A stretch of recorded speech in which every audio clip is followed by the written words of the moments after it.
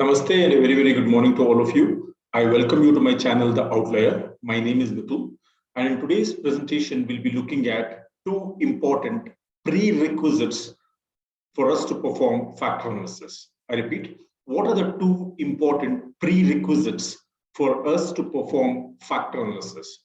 As we all know, factor analysis can be used as a dimension reduction technique, but even before we run a PCA or any of the other factor analysis methods, what are the two prerequisites that we need to pay attention to before reducing our data? Now, to perform factor analysis, I will be working on a data set which is called as phonofilm. And as you can see, I'm working on SPSS. This is the file menu. Let me click on the file menu. I will go to the option recently used data. There are 10 different files. I will click on the very first one, namely phonofilm. Let me just give you a high-level perspective about this data set. This data set is a typical market research data. What is the sample size that I have in this data set?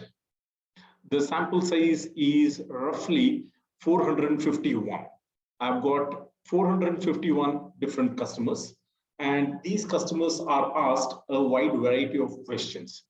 They're asked these questions to know what is their attitude towards deriving entertainment. Now, phonofilm service is a service. If you procure this particular service, you will be able to watch new movies on your television.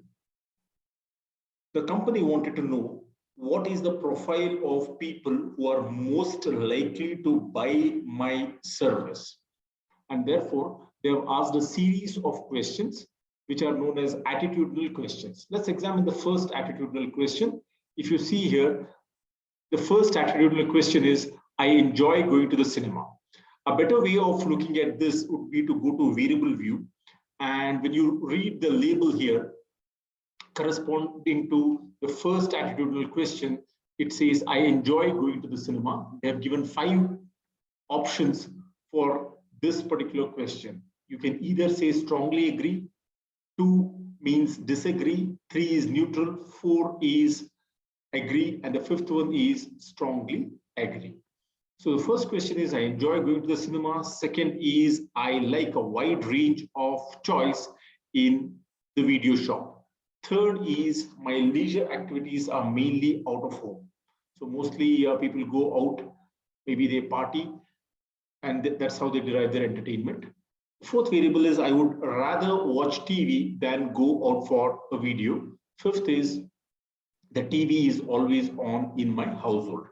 How many such variables do I have? As I scroll down, you can see here the number of variables that you have is 21. So you have 21 attitudinal questions which are asked to the customers to elicit or to know how do you primarily derive your entertainment. Do you sit at home and do you watch TV, or are you a party animal? Or do you have the habit of watching movies in theater? So there are 21 different questions which are asked to know how do you primarily derive your entertainment. Let me now go to data view. So this is the response. If you look at the first person, he says 3, which basically means neutral. The second question again, he says is neutral. Let's look at the third response. When I look at the label, it says, my leisure activities are mainly out of home. He says strongly disagree. Maybe he does not go outside to derive entertainment. He sits at home and watches movie. I've got 21 variables like this. Let me look at the sample size once again. It is 328. My apologies. I earlier said that the sample size is 451. It looks like it is a lot lesser than 451. In fact, the right sample size here would be 328. So the sample size in this data set is 328. And I've got 21 variables which talk about how people derive entertainment. Now, if I have to use a dimension reduction technique for these 21 attitudinal questions, which technique do I need to use? The answer is very simple: use factor analysis. There is a subtle distinction between factor analysis and PCA. However, we will not be exploring the distinction between factor analysis and PCA in this video. That will be covered in another video. Now, primarily, the purpose of this video is to talk about the two prerequisites for performing factor analysis. What are these two prerequisites? The first prerequisite is a test which is popularly known as KMO test. I repeat, KMO test. It stands for Kaiser-Meyer-Olkin test. The second test that we would use is what is called as Bartlett's test of sphericity. So these are the two tests, KMO test and Bartlett's test of sphericity. How do we perform these two tests? Very simple. You can see here we can use the analyze menu. And once I click on the analyze menu, SPSS displays a whole lot of options. I will go straight to this particular option which says dimension reduction. I repeat, please click on dimension reduction. Within this particular option, you see three different items, namely factor analysis, correspondence analysis, and optimal scaling. I will choose the very first of the options, namely factor analysis. This is an example of exploratory data analysis. If you want to do confirmatory data analysis, SPSS does not support confirmatory data analysis. We have to use one of the tools which is called as AMOS to do confirmatory data analysis. But for all practical purposes, I will be sticking on to ED, exploratory factor analysis, or simply EFA. If we click on this particular option, dimension reduction and factor, a new dialog box opens up. As you can see here, the first variable is questionnaire ID. I'm not interested in questionnaire ID. I'm interested in the 21 variables which speak about how a person derives his entertainment. I've chosen these 21 variables. I will push it under the variables list. So these variables will be used to perform the factor analysis. I will not be covering factor analysis in depth. That is for the subsequent videos. However, I am interested in only the two prerequisites of performing factor analysis, which people conventionally ignore. Now, at the right-hand side top corner, you see 5 different tabs. Right at the first, you see a tab which is called as descriptives. Let me click on descriptives. You see statistics. I will unclick initial solution. I'm not interested in the other options. I will choose the last item here. It says KMO or Kaiser-Meyer-Olkin test. And the second option here is what is called as Bartlett's test of sphericity. So let me just click on these two options because these two are the prerequisites for us to do a factor analysis. I will click on continue. I know that you can specify the PCA method, the eigenvalue method, and you can look at the discrete plot and such things, but that is for another video. I like to keep the discussion focused on these 2 points, that is KMO test and the Bartlett's test only. So with these two selections, let me make a move on. I'll click on OK. Now, as you click on OK, right at the top, you can see the output window. In the output window, you can see the heading here. It just describes what is called as KMO and Bartlett's test.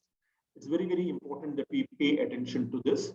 The first of the test, Kaiser-Meyer-Olkin measure of sampling adequacy, and it reports the number as 0.840. Now, the question is, what exactly is this KMO test? How do we interpret this? To answer that question as to what is KMO test, very simply, it is a statistical measure to determine if the data is suitable for factor analysis. I repeat, it is a statistical measure which helps us decide whether the data is suitable for us to apply factor analysis.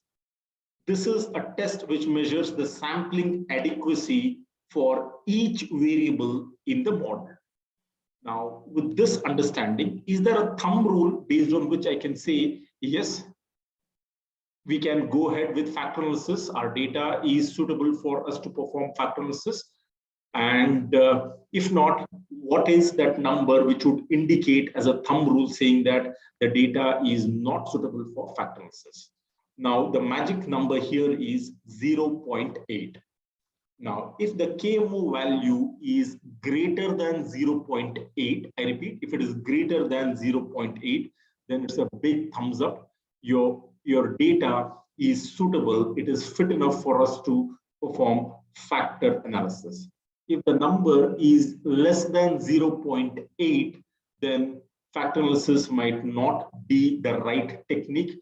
It might give very, very poor results. So in this case, you can see the KMO test for sampling adequacy is 0.840, which is greater than 0.84, and therefore the sampling adequacy test is true. It holds good, and therefore I have a green signal to go ahead and say the sampling adequacy criteria is satisfied in this example.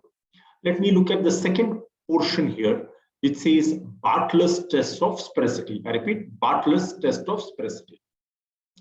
Approximately, it is chi-square distributed, and the chi-square value is reported, as well as the degrees of freedom is being reported here.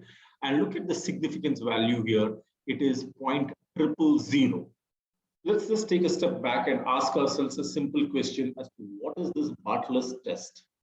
Here, we are testing the null hypothesis that the variables are not correlated, or in other words, we are testing the null hypothesis that the variables are orthogonal. Orthogonal, the word orthogonal simply means that the variables are uncorrelated.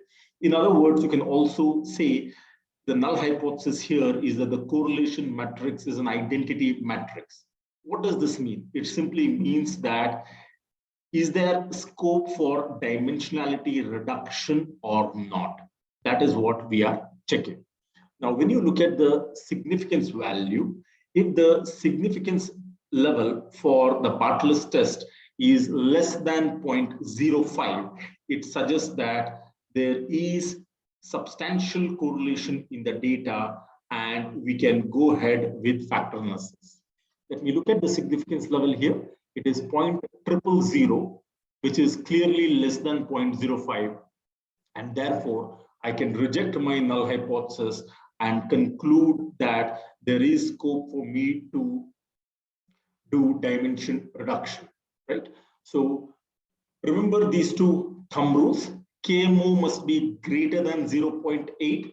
Sometimes people feel that this is very strict, and therefore they use a criteria of 0.7. Any value which is greater than 0.7 is an acceptable number. On the other hand, if the KMO test is smaller than 0.5, it's a clear indication that factor analysis will give you poor results, and therefore you should not be using factor analysis. The second thumb rule here is for Bartlett's test, and very simple here. We have to look at the significance value for Bartlett's test and check if the value is less than 0.05. If these two conditions are met, that is KMO greater than 0.8 and the significance value for Bartlett's test being less than 0.05, we can feel very happy and we can go ahead and claim that there is substantial correlation in the data for us to perform dimension reduction. SPSS also gives you other output, but I will not be looking at each of these output tables because that is beyond the scope of this video. With this, I have come to the end of today's class. Thank you very much for watching this presentation. Have a great day. And if you have benefited from this particular video, I request you to subscribe to my channel and hit the like button. Thank you very much. Have a great day.